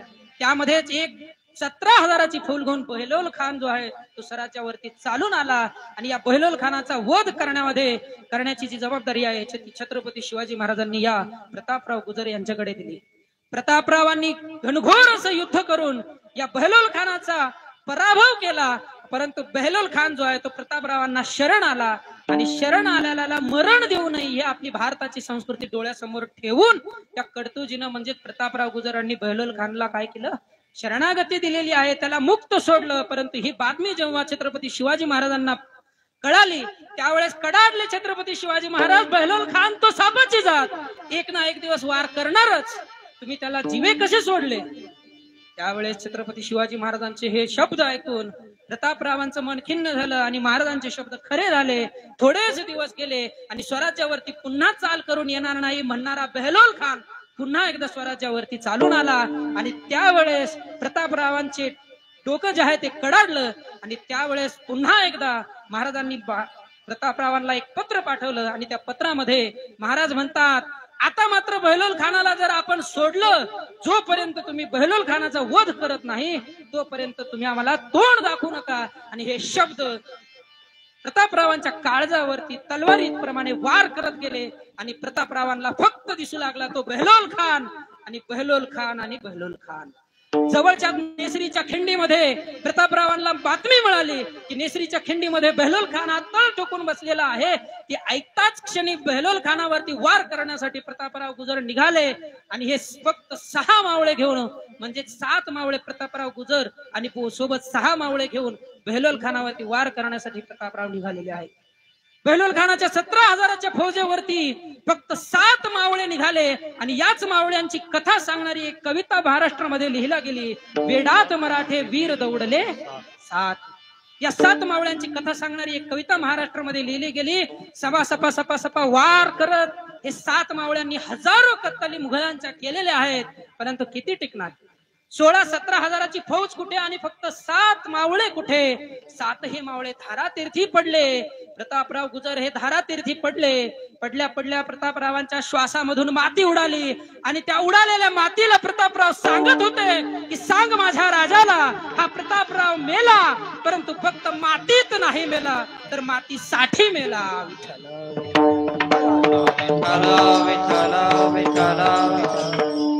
सांगायचं तात्पर्य एक आहे, देशभक्ती काय आहे. जोपर्यंत या शरीरामध्ये प्राण आहे तोपर्यंत देशभक्ती आहे. अशी ही देशभक्ती आपल्या मावळ्यांनी निभावली. अशी देशभक्त जे आहेत त्या देशभक्तांचं ऐकावं. त्यानंतर सांगतात जो गुणवान आहे त्या गुणवानाचं ऐकावं. आणि अशी ही सगळी लक्षणं संतावरती लागतात. म्हणून संतांना विचारलं, का हो संत, आम्हाला सुख लागतं तर ते सुख आम्हाला कोणाच्या संगतीमध्ये मिळेल. संत संगतीचे काय सांगू सुख, संत संगतीचे काय सांगू सुख, संत संगतीचे काय सांगू सुख, संत संगतीचे काय सांगू सुख. आपणा परीखे नाही ते, आपणा परीखे नाही ते. साधू थोर दाना, साधू थोर दाना, साधू थोर दाना, साधू थोर दाना. आपणा परीखे नाही ते, आपणा परीखे नाही ते. साधू थोर दाना, साधू थोर दाना, साधू थोर दाना, साधू थोर दाना. संत संगतीचे काय सांगू सुख, आपणा पारिखे नाही ते, आपणा पारिखे नाही ते. संत संगतीचे काय सांगू सुख, आपणा पारिखे नाही ते, आपणा पारिखे नाही ते. संत संगतीचे काय सांगू सुख, आपण अपारिखे नाही तेथे. नामदेवरायांना विचारलं, का हो नामदेवराय, संताच्या संगतीमध्ये सुख आहे परंतु तुम्हाला सुख झालं का. नामदेवराय म्हणतात हो मला सुख झालं आणि ते सुख मी काय सांगू, शब्दामध्ये मला वर्णन करता येत नाही. मग नामदेवरायांना विचारलं का हो नामदेवराय ते सुख आम्हालाही पाहिजे, परंतु आम्ही पामर आहोत, आम्ही तुच्छ आहोत, आम्ही साधक आहोत. ते संत आमचा अंगीकार करतील. तर अभंगाच्या पहिल्या चरणाच्या उत्तरार्धामध्ये नामदेवराय सांगतात की आपणा पारिखे नाही तेथे, हा माझा आहे तो दुसऱ्याचा आहे, हा वेगळा आहे हा तो वेगळा आहे, तो माझा नाही हा माझा नाही, अशा पद्धतीचा भाव संताच्या ठिकाणी नाही. म्हणूनच या कलियुगामध्ये जे आहेत ते साधू थोर आहेत. साधू थोर जाना, साधू थोर जाना, साधू थोर जाना, साधू थोर जाना, साधू थोर जाना, साधू थोर जाना, साधू थोर जाना, साधू थोर जाना, साधू थोर जाना कलियुगी, साधू थोर जाना कलियुगी, साधू थोर जाना, साधू थोर जाना, साधू थोर जाना, साधू थोर जाना, साधू थोर जाना कलियुगी, साधू थोर जाना कलियुगी, साधू थोर जाना, साधू थोर जाना, साधू थोर जाना, साधू थोर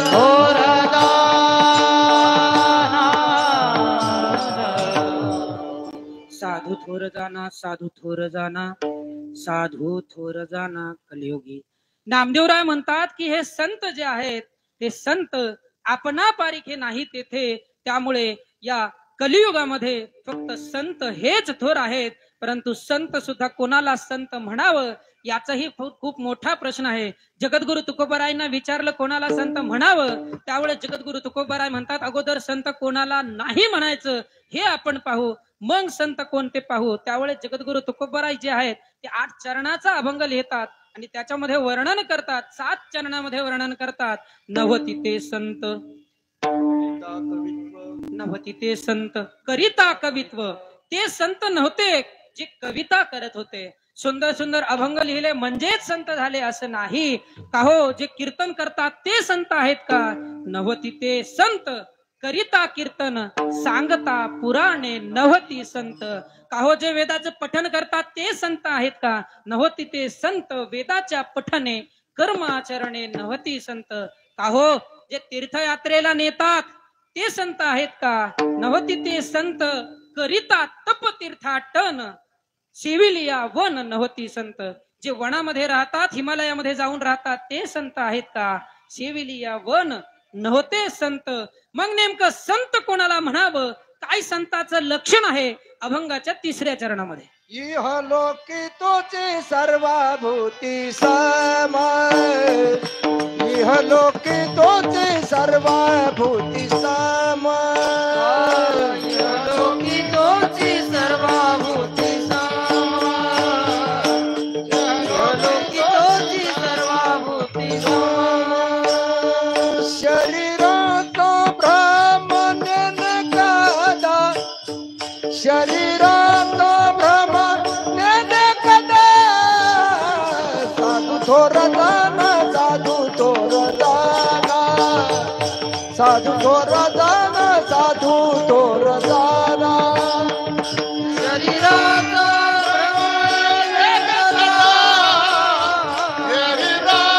भ्रम नेनकादा, साधू थोर जाना, साधू थोर जाना, साधू थोर जाना, साधू थोर जाना.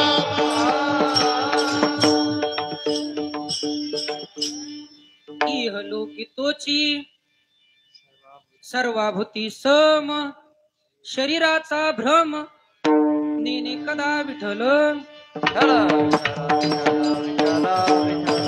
हो. नामदेवराय म्हणतात की इहलोकी तोची सर्वाभूती सम, शरीराचा भ्रम नेने कदा. बाबांनो त्या संताचं लक्षण सांगताना या कलियुगामध्ये भ्रमित होऊ नका. कारण की संस्कृतमध्ये श्लोक आला, 7 शैले शैलेन माणिक्यम मोक्तिकन्न गजे गजे साधवो नाही सर्वत्र चंदनन्न वने वने. बाबांनो, सगळ्या जंगलामध्ये सगळ्या वनामध्ये आपल्याला ज्याप्रमाणे चंदन बघायला मिळत नाही, त्याप्रमाणे प्रत्येक व्यक्तीमध्ये आपल्याला साधू बघायलाच मिळेल असं सांगता येत नाही. म्हणून साधूचं लक्षण नामदेवरायांनी 3ऱ्या चरणामध्ये केलं की इहलोकी तुझी सर्वाभूती सम शरीराचा भ्रम नेणे कदा.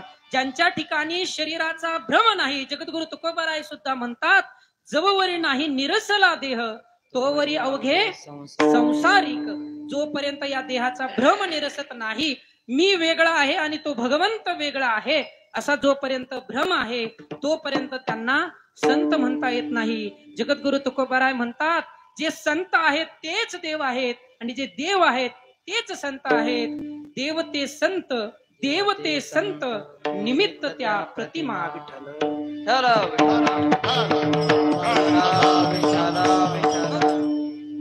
या लोकामध्ये, मृत्यू लोकामध्ये ज्यांचा शरीराचा भ्रम गेलेला आहे त्यांना संत समजावं. आणि याच्यासाठी उदाहरण काय आहे तर नामदेवराय अभंगाच्या शेवटच्या चरणामध्ये सांगतात,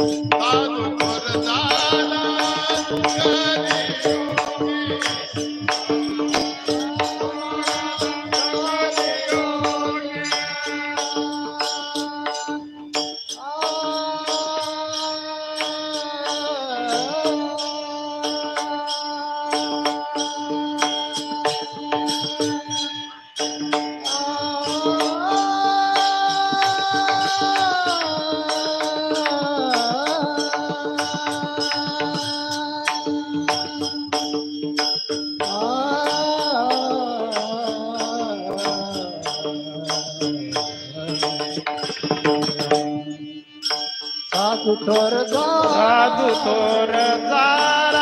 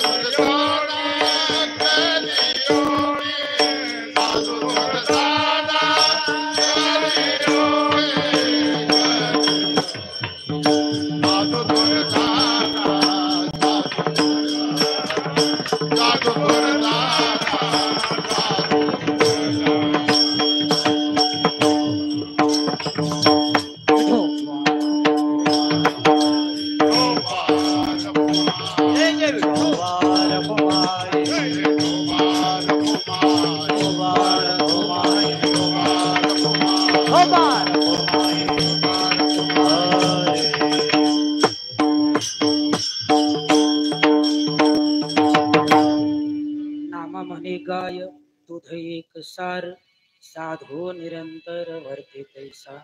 नामदेवराय म्हणतात की ज्याप्रमाणे गाय भिन्न आहे परंतु दूध हे सार आहे, त्याप्रमाणे साधू जे आहेत ते समाजामध्ये वावरत असतात. आणि असे जे साधू आहेत, साधू थोर जाना, साधू थोर जाना, साधू थोर जाना कलियुगी, अशा या साधूंच्या चरणावरती नतमस्तक होऊन, तुम्हा सर्व ग्रामस्थांच्या चरणी नतमस्तक होऊन, आई वडिलांच्या चरणी नतमस्तक होऊन आणि हनुमंतरायाच्या चरणी सेवा समर्पित करूयात आणि थांबूयात. ज्ञानेश्वर माऊली, नारायण माऊली, ज्ञानेश्वर माऊली, ज्ञानेश्वर माऊली, विठ्ठल जय जय विठ्ठल, जय विठ्ठल जय जय विठ्ठल.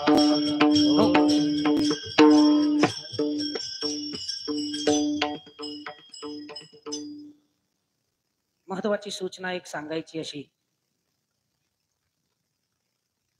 जगद्गुरु तुकोबाराय वर्णन करतात, पुढे कन्यापुत्र होती जे सात्विक, तयाचा हरिक वाटे देवा. ज्या कुळामध्ये सात्विक पुत्र, सात्विक कन्या निर्माण होते, त्या कुळाचा हरिक सर्व जगताला वाटत असतो. त्याचा हरिक जो आहे तो भगवंताला वाटत असतो. आणि अशाच कुलवान, अशाच सद्गुण संपन्न जे 36 सद्गुणांचं वर्णन ज्ञानोबाराय ज्ञानेश्वरीमध्ये करतात, ते सद्गुण आपल्या पाल्याच्या अंगी यावेत म्हणून संप्रदायासारखा संप्रदाय आपल्याला या पृथ्वी तलावरती उपलब्ध नाही. त्यामुळे या संप्रदायाचा संस्कार आपल्या मुलांवरती आणि पाल्यांवरती व्हावे, या दृष्टीने संपूर्ण महाराष्ट्रामध्ये आमचे महाराज मंडळी जे आहेत ते बालसंस्कार शिबिराचं आयोजन करत असतात. हरिभक्तीपरायण विकास महाराज आणि योगेश महाराज सुद्धा बालसंस्कार शिबिराचं आयोजन करतात. त्याचप्रमाणे कीर्तनाला साथ करण्यासाठी आळंदीवरून आलेले माझे परममित्र भागवताचार्य सोमेश्वर महाराज उडान यांनी आळंदीमध्ये 12वं बालसंस्कार शिबिराचं आयोजन केलेलं आहे. म्हणजेच हा तपपूर्ती सोहळा महाराजांचा आहे. की 12 वर्षापासून बालसंस्काराच्या माध्यमातून ते लहान मुलांवरती वारकरी संप्रदायाचे जे आहे ते संस्कार रूढ करत असतात. खर तर आळंदीला शिबिर असणं फार महत्वाचं आहे. कारण की 1 महिना शिबिर आहे, 21 दिवसाचं शिबिर आहे. आपला मुलगा त्या ठिकाणी जातो, 1 महिना शिकतो. त्याची इच्छा असेल, त्याची योग्यता असेल तर पुढचं शिक्षण घेण्यासाठी आळंदीमध्येच व्यवस्था आहे. महाराजांची संस्था नाही, फक्त 1 महिना जे आहे ते महाराज संस्काराचं काम करतात आणि वर्षभर जे आहे ते महाराष्ट्रामध्ये फिरून कार्यक्रम करत असतात. त्यामुळे या 21 दिवसाचं शिबिर आळंदीमध्ये त्यांनी ठेवलेलं आहे. ज्या शिबिरामध्ये मुलांना वारकरी संप्रदायाचे जे संस्कार आहेत ते देण्यात येणार आहेत. आणि आळंदीचं शिबिर असं आहे, लोकांना असं असतं की आळंदीला जर आपण डायरेक्ट संस्थेमध्ये नेऊन टाकला एखादा विद्यार्थी तर तो त्या ठिकाणी वर्षभर राहीलच असं सांगता येत नाही. कारण की आळंदी ही बघावी तेवढी सोपी सुद्धा नाही. ज्ञानोबा सर्वांना जवळ करतात, परंतु ती योग्यता सुद्धा विद्यार्थ्यामध्ये असावी लागते. त्यामुळे जर विद्यार्थी समजा संस्थेमध्ये टाकून मागे आला तर लोकांची एक भावना असते की लोक काय म्हणतील. सगळ्यात अगोदर लोक काय म्हणतील याचा विचार करायचाच नसतो.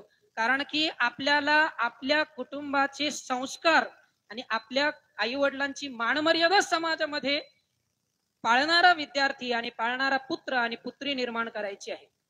आपल्या पाल्याच्या शिक्षणासाठी गावकरी अथवा इतर समाज आपल्याला पैसे देत नसतो. त्यामुळे लोक काय म्हणतील याचा विचार करायचा नाही. आणि शिबिराचा फायदा असा आहे, 21 दिवसाचं शिबिर असल्यामुळं त्या ठिकाणी विद्यार्थ्याची जर मानसिकता असेल तर तो पुढे राहू शकतो आणि 1 महिन्यामध्ये संस्कार घेऊन जो आहे तो मागे सुद्धा येऊ शकतो. 1 मे ते 21 मे या 21 दिवसाच्या कालावधीमध्ये हे भव्य असं बालसंस्कार शिबिर 12वे वर्षी महाराजांनी ठेवलेलं आहे. ज्यांना कुणाला शिबिरामध्ये जायचं आहे, आपल्या पाल्याला टाकायचं आहे, महाराज इथं आहेतच, त्यांच्याशी भेटावं आणि महाराजांशी संवाद करावा. विठ्ठल जय जय विठ्ठल, बोलिले पुरे बेडे वाकोडे उत्तरे करा नाही विचारिला रे कारम्या पुला तुका म्हणे ज्ञानेश्वरा कापाया पैकी करा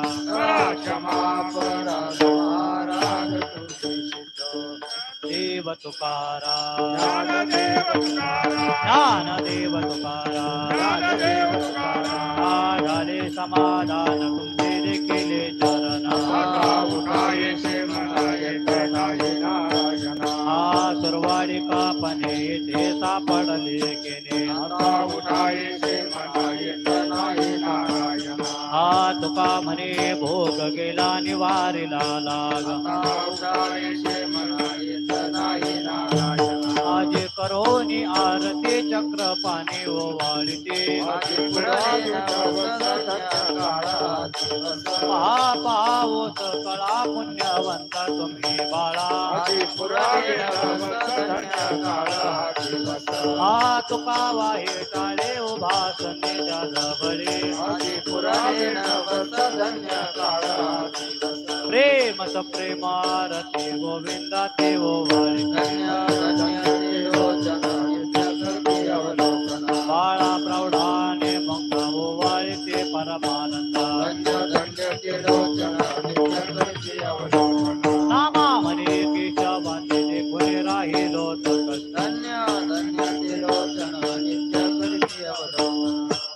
सत्राने उड्डाणे ओंकार वजने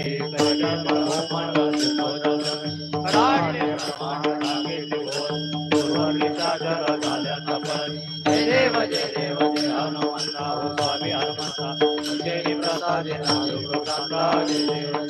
दुमदुमले पाताळ उठला प्रतिशब्द धरला धरलीधर माने कडाडले पर्वता उत्तर मुखेल राम राम दासी शक्तीचा शोध जय देव जय हनुमंता हो स्वामी हनुमंता तुमचे नि प्रसादे प्रसादा जय देव जय गालिल लोटांगण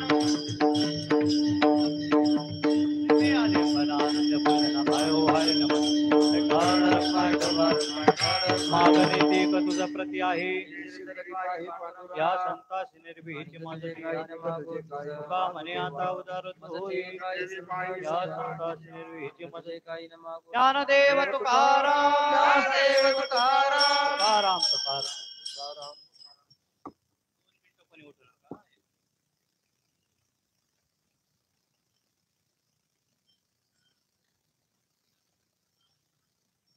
बसा 2 मिनिटं बसा बसा. श्री संताची माथा चरणावरी साष्टांग हे करी दंडवत. आज या दुसऱ्या दिवसाची कीर्तन पुष्प सेवा आपल्या गावचा असणारा भूषण हरिभक्तीपरायण आदिनाथ महाराज सातपुते यांनी या ठिकाणी अतिशय गोड या ठिकाणी महाराजांनी सेवा केलेली आहे. त्याबद्दल सर्व ग्रामस्थांच्या वतीनं महाराजांचं या ठिकाणी हार्दिक असं अभिनंदन करतो.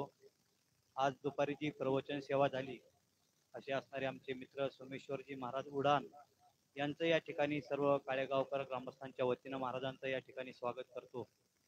आज सकाळी ज्यांचा नाश्ता झाला राजेंद्र मारुती सातपुते, दुपारची जी पंगती झाली अशोक विश्वनाथ सातपुते, दुपारचा जो 4 वाजताचा चहा झाला निवृत्ती दगडू गाडेकर आणि संध्याकाळची जी भोजनाची पंगती झाली रामदास पाराजी तांबोरे, या सर्वांचे या ठिकाणी सप्ताह कमिटीच्या वतीने त्या ठिकाणी सहर्ष असं स्वागत करतो.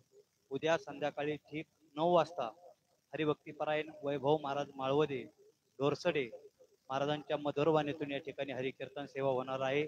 उद्याचं जी प्रवचन सेवा आहे भाऊसाहेब महाराज तावरे या ठिकाणी महाराजांची प्रवचन सेवा होणार आहे. उद्या सकाळचा जो नाश्ता आहे भानदास सातपुते गुरुजी, दुपारची जी जेवणाची पंगती आहे जालिंदर पुंडलिक सातपुते, 4 वाजताचा जो चहा आहे भागोजी विठोबा सातपुते गुरुजी आणि संध्याकाळची जी जेवणाची पंगती आहे पांडुरंग खंडू सातपुते, याची सर्वांनी त्या ठिकाणी नोंद घ्यायची. ज्यांची वर्गणी राहिली असेल कृपया त्यांनी आपली वर्गणी या ठिकाणी द्यायची. सर्वांना नम्र विनंती. कार्यक्रम संपला असं जाहीर करतो. जा चटाय गोळा करू ना आपण.